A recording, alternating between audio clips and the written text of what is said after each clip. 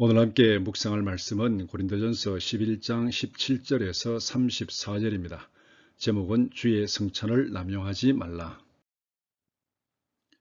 내가 명하는 이 일에 너희를 칭찬하지 아니하니 이는 너희의 모임이 유익이 못되고 도리어 해로움이라. 먼저 너희가 교회에 모일 때에 너희 중에 분쟁이 있다 함을 듣고 어느 정도 믿거니와 너희 중에 파당이 있어야 너희 중에 옳다 인정함을 받은 자들이 나타나게 되리라. 그런즉 너희가 함께 모여서 주의 만찬을 먹을 수 없으니 이는 먹을 때에 각각 자기의 만찬을 먼저 갖다 먹으므로 어떤 사람은 시장하고 어떤 사람은 취함이라. 너희가 먹고 마실 집이 없느냐? 너희가 하나님의 교회를 없이 여기고 빈궁한 자들을 부끄럽게 하느냐? 내가 너희에게 무슨 말을 하랴? 너희를 칭찬하랴? 이것으로 칭찬하지 않노라. 내가 너희에게 전한 것은 주께 받은 것이니 곧 주 예수께서 잡히시던 밤에 떡을 가지사 축사하시고 떼어 이르시되 이것은 너희를 위하는 내 몸이니 이것을 행하여 나를 기념하라 하시고 식후에 또한 그와 같이 잔을 가지시고 이르시되 이 잔은 내 피로 세운 새 언약이니 이것을 행하여 마실 때마다 나를 기념하라 하셨으니 너희가 이 떡을 먹으며 이 잔을 마실 때마다 주의 죽으심을 그가 오실 때까지 전하는 것이니라. 그러므로 누구든지 주의 떡이나 잔을 합당하지 않게 먹고 마시는 자는 주의 몸과 피에 대하여 죄를 짓는 것이니라. 사람이 자기를 살피고 그 후에야 이 떡을 먹고 이 잔을 마실지니 주의 몸을 분별하지 못하고 먹고 마시는 자는 자기의 죄를 먹고 마시는 것이니라. 그러므로 너희 중에 약한 자와 병든 자가 많고 잠자는 자도 적지 아니하니 우리가 우리를 살폈으면 판단을 받지 아니하려니와 우리가 판단을 받는 것은 주께 징계를 받는 것이니 이는 우리로 세상과 함께 정죄함을 받지 않게 하려 하심이라. 그런즉 내 형제들아 먹으러 모일 때에 서로 기다리라. 만일 누구든지 시장하거든 집에서 먹을지니 이는 너희의 모임이 판단받는 모임이 되지 않게 하려 함이라. 그 밖의 일들은 내가 언제든지 갈 때에 바로잡으리라. 고린도전서 11장 17절에서 34절의 내용은 이렇습니다. 고린도 교회의 가장 큰 문제는 파당을 지어 서로 분쟁하는 것입니다. 파당을 지어 분쟁하는 마음 상태가 성찬에서도 심각한 문제를 유발합니다. 본문은 성찬을 시행함에 있어서 발생하는 고린도 교회의 문제를 지적하고 올바르게 고치라고 권고합니다. 첫째, 고린도 교회의 문제입니다. 17절에서 22절. 성찬을 시행하는 과정에서 고린도 교회에서 발생하는 문제점들을 지적합니다. 주님의 축복에 참여하는 성찬을 오히려 해가 되게 하는 어리석은 행동을 하고 있다고 책망합니다. 함께 성찬을 먹으면서 부자들은 너무 많이 먹어서 취하고 가난한 자들은 먹지 못해서 줄이게 되는 일이 일어났습니다. 음식 끝에 많은 성도들에게 마음의 상처를 준 것입니다. 두 번째는 성찬의 의미입니다. 23절에서 26절. 성찬의 근본 정신은 함께 먹고 마시고 즐기는 잔치가 아닙니다.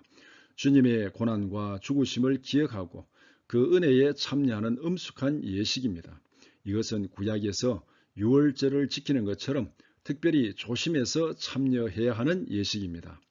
셋째, 성찬에 참여하는 바른 태도입니다. 27절에서 34절. 성찬의 의미를 바로 깨닫고 자신을 점검하고 성찬에 참여하라고 말씀합니다. 그렇지 않으면 축복의 기회가 오히려 범죄하게 만들고 징계를 자초하는 불행한 일이 될 것이라고 경고합니다. 오늘의 묵상 포인트는 이것입니다. 첫째, 준비된 마음으로 성찬에 참여하라. 준비된 마음으로 성찬에 참여하라는 것은 고린도 교회뿐만 아니라 오늘날 우리에게도 변하지 않는 심각한 경고의 말씀입니다. 가장 중요한 것은 성찬이 무엇인지를 바로 알아야 합니다. 성찬은 주님께서 마지막 유월절에 세우신 새 언약의 만찬입니다. 우리가 주의 성찬에 참여하는 것은 나의 죄를 위해서 고난당하시고 죽음을 당하신 그리스도의 십자가를 기념하고 그 은혜에 참여하는 것입니다. 성찬에 참여하는 것은 구약에서 유월절을 먹는 것과 같은 것입니다. 구약에서 유월절을 먹을 때 지켜야 할 규례들을 상세하게 기록하고 있는 이유가 무엇이겠습니까?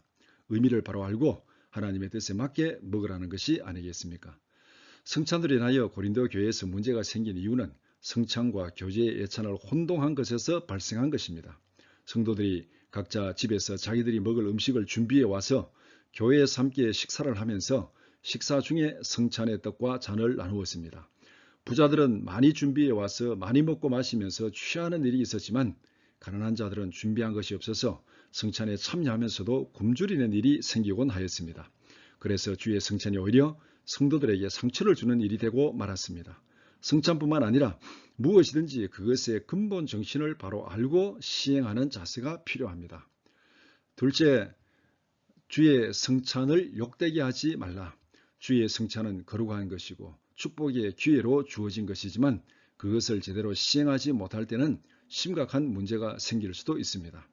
성찬을 기념하라는 주의 마음을 알지 못하고 자기 마음대로 성찬을 오용하거나 남용하면 어떤 일이 일어나겠습니까? 오늘 본문에서 여러 가지 부작용들을 말하고 있습니다. 17절에 너희 모임이 유익이 되지 못하고 도리어 해로움이라. 20절에 너희가 함께 모여서 주의 만찬을 먹을 수 없으니. 22절에 너희가 하나님의 교회를 없이 여기고 빈궁한 자들을 부끄럽게 하느냐. 27절에 누구든지 주의 떡이나 잔을 합당하지 않게 먹고 마시는 자는 주의 몸과 피에 대하여 죄를 짓는 것이니라. 29절에 주의 몸을 분별하지 못하고 먹고 마시는 자는 자기의 죄를 먹고 마시는 것이니라. 32절 우리가 판단을 받는 것은 주께 징계를 받는 것이니. 그러면서 34절에서 이렇게 경고합니다. 너희의 모임이 판단받고 징계받는 모임이 되지 않게 하라. 성찬을 욕되게 하지 않기 위해서는 어떻게 해야 되겠습니까? 성찬을 주신 주님의 마음을 알고 성도들에게 덕을 세우고 주님의 마음을 기쁘시게 하는 성찬이 되도록 자신을 살피고 준비한 후에 성찬에 참여해야 합니다. 그렇지 않으면 죄를 먹고 마시는 일이 됩니다. 이렇게 기도하면서 하루를 시작합시다. 첫째, 무슨 일을 하든지 하나님께서 원하시는 것이 무엇인지를 깨닫게 하소서. 둘째, 나의 자유와 기회가 다른 사람에게 상처를 주는 일이 되지 않게 하소서. 셋째, 주님의 경고를 즉각적으로 받아들일 수 있는 열린 마음을 주소서. 수증기가 올라가서 단비로 쏟아져야 세상의 메마름이 해결됩니다. 오늘도 나를 변화시키고 세상을 변화시키는 기도의 수증기로 살아가는 하루가 되기를 축복합니다.